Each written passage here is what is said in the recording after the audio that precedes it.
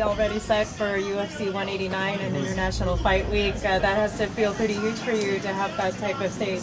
Yeah, it's absolutely phenomenal. It's exactly what I set out to do, and now here we are. July 11th, the belt will be clicked around my waist.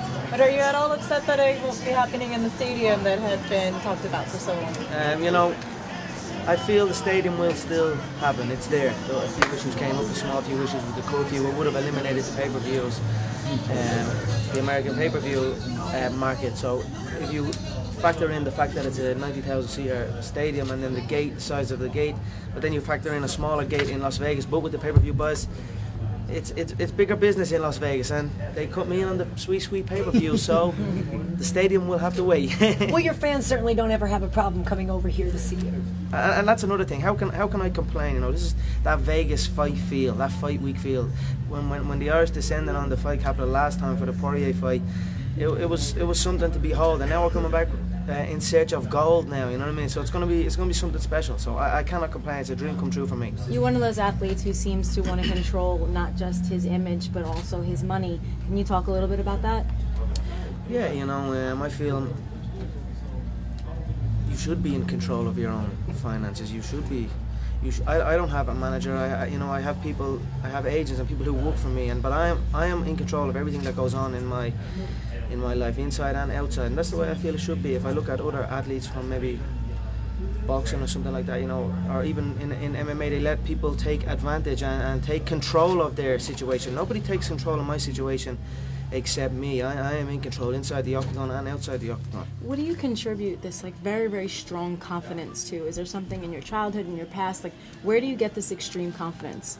I don't know. I'm just being myself, you know, and I just, from looking around and from knowing myself and not know yourself to know others, as Bruce Lee said, I feel that rings true, and I know myself, and I don't know.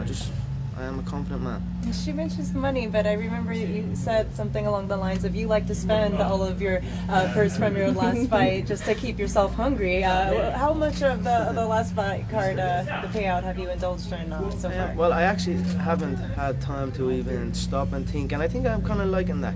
Just keep the train rolling, keep going, and keep focused, and straight back into the gym. I think I'm grown up a little bit, but don't get me wrong. I still like it's getting harder to spend it. Let's just say that. There were initial reports that the fight was going to happen in May. With all the momentum you've had, are you at all frustrated having to wait all the way until July? I mean, when they rang me and told me that it wasn't going to be May 23rd, I mean, it's longer. I would rather I like to be kept active. But July 11th is the bigger date, International Fight Week. It has the international appeal. So you put the big dog on the big date. So that's what they done. July 11th it is, and I'm planning on competing in a jiu-jitsu tournament which is in Rome in April, early April. So that'll be a nice little break and continue training, and it'll be good to keep active in another sport. Conor, you're the face of Irish MMA, obviously, but that also comes at a price. It seems the UFC a bit apprehensive about returning to Ireland without you.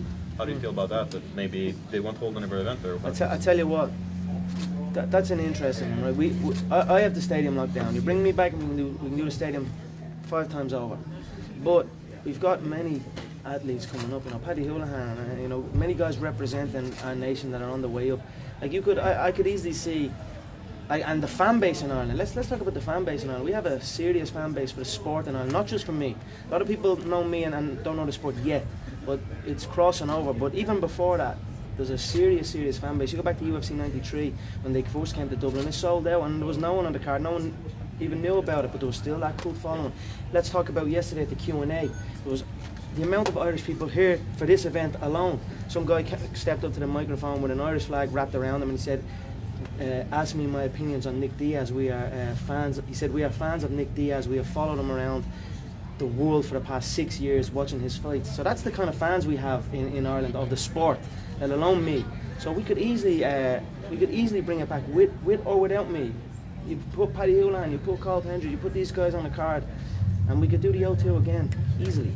You know, Jozy Aldo has been described as the kind of fighter that if you push him, he'll push back even further. If you don't push him that much, he might, quote-unquote, coast to a victory. I know you're very confident, but how do you see him stylistically? Because certainly you're going to push it. I'm gonna sprint straight for him. I won't give him a second. I'm gonna go in with my hands raised. I'm gonna be talking to him while I'm whooping him at the same time, the same way I do to them all. I feel Aldo has made a career out of being short, stocky wrestlers that are not good on the feet and more intimidated on the feet, and they shoot from halfway across the cage. I'm gonna go in. I'm gonna break him. I'm gonna be on top of him from the bell. I will break Jozy Aldo. And we should ask about that confrontation you had after your fight. I know we talked about it a little. You talked about it at the Q&A, but what did you feel like you saw in his eyes when you jumped out there? I saw his eyes turn to glass. Yeah, you can laugh and you can smile all you want, but I could see it. You know what I mean? Where was he when it was time to step into the cage? You know what I mean?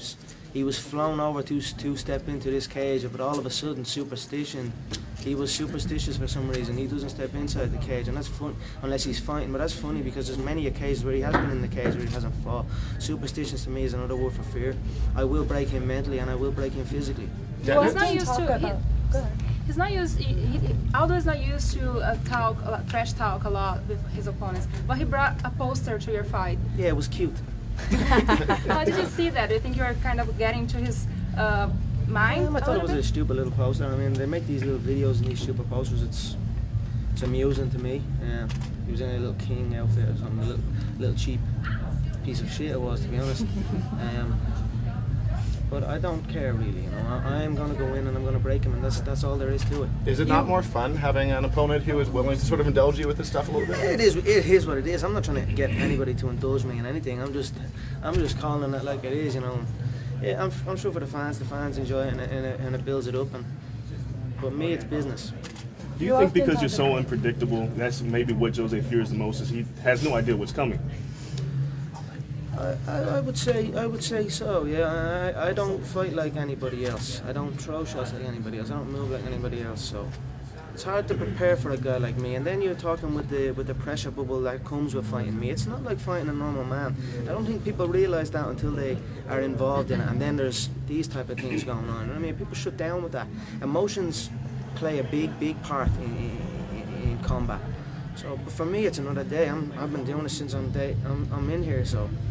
We will see. I feel confident that he will not be able to handle what I bring. You often talk about visualizing the finish, and you say that often you do see how that is going to come about. Have you done that at all with this fight? Yeah, I think so around far? the 4-minute mark of the first round, I feel I will knock him out. Yeah. Now, you mentioned emotions a minute ago. People get very emotional when they talk about you. I literally had about a 20-minute argument with somebody last night who just refused to believe that you have talent. They feel like you spoke your way into a title fight. Why do you think it is that some people react to you in such a negative way? I don't know. Emotions generate cash, so I don't really give a shit what they say. You know, they love me or hate me as long as they show up and they pay me. Conor, you have that sort of like karate type of movement that we don't see very often, maybe Lyoto Machida and a few other guys. Can you talk about that use, and do you think that's part of what's stumping guys with you? Yeah, 100%. You know, when I first trained with Gunnar Nelson, I got to feel that karate style base and that approach, and it's definitely people underestimate the stance and the wide range. They underestimate it until they're in there, and when they're in there, it is too late. But then you have my boxing background, which is what I came up in. So people think closing the distance is the answer, but I am phenomenal in the pocket. I've been in the pocket my whole life. You know what I mean? Growing up boxing my whole life. I live in the pocket. So I have that range, and when they are forced to push and try and close that range, then they're in the pocket with me then.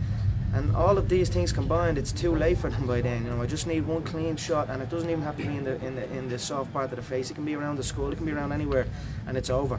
Conor, with your meteoric rise, you've gotten so much time in the spotlight. Has that at all detracted from the time that we spend at the gym or your focus there? You know, evolution is key to this game, and things change. You know, you must adapt to every situation. And I travel a lot now. They have me here, they have me there. So I just stay on the flow.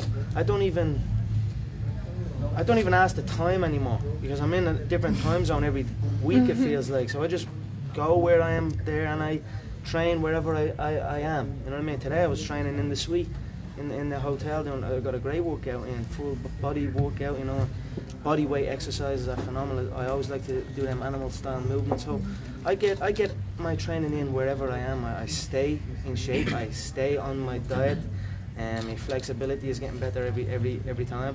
I continue to grow. Now we have this, what, I think it's 5 months to the fight, so the guy that fought Poirier to the guy that fought Silva was much more evolved, much more aware of the frame of movement. I can only imagine what stage I'm going to be at come July. Conor, you mentioned that 155 might be in your future. How do you see a fight with Anthony Pettis going, you think?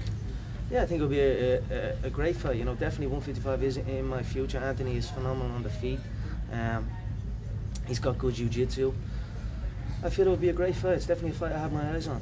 Guys, last question. A lot of people criticize your rise, saying that you haven't fought a wrestler and therefore this contender spot isn't technically deserved until you've done that. What are your thoughts on that? Yeah, I love questions. I love that the fans have these type of questions, the wrestler question.